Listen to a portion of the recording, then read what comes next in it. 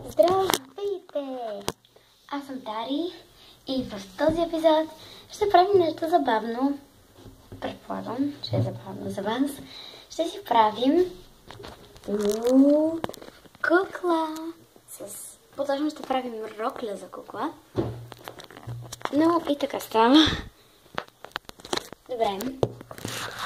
Така. Ще ви трябват лента, ножица, плат и разбира се, кукла.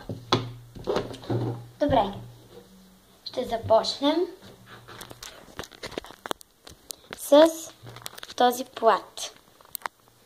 Първото, което трябва да направите, е да изрежете нещо подобно на правоъгълник, но по-широко в долната част. После ще трябва да махнете отгоре една малка част, за да бъде по-интересно. След това, уважаеми гледачи, не знам какво говоря днес. Така, след това трябва да поставите плата на куклата, така че изрязаното да бъде по средата. Ето така. След това взимаме нашата превъзходна жълта лента или какъвто цвят е вашата. Упси. Лентата много не ни слуша. Така. Айде, лента. Слагаме нашата госпожица Барби върху лентата. И правим панделка, или ако искате може да си направите панделка с едно ушенце. Аз правя с две. Опа, забърсах ми ръката.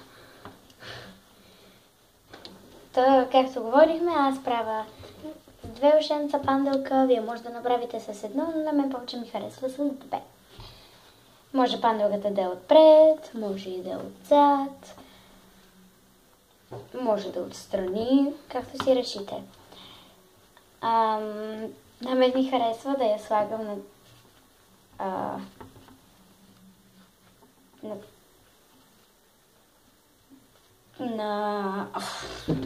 не се сещам думата. В момента, извинете ме, знам, че съм малко, но не се сещам думата. Тук. Нямам проблем, смейте се.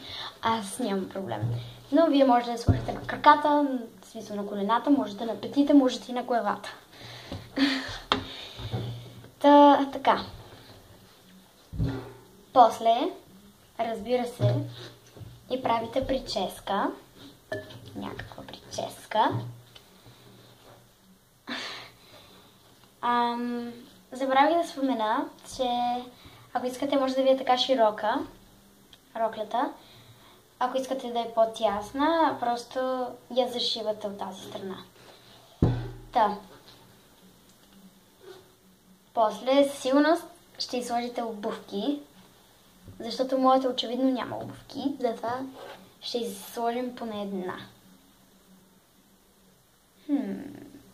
На кой крак е тази обувка? Няма да са обувки. За какво са обувки? След като изложите обувки, направите хубава прическа и зависи дали искате да си дошиете роклята.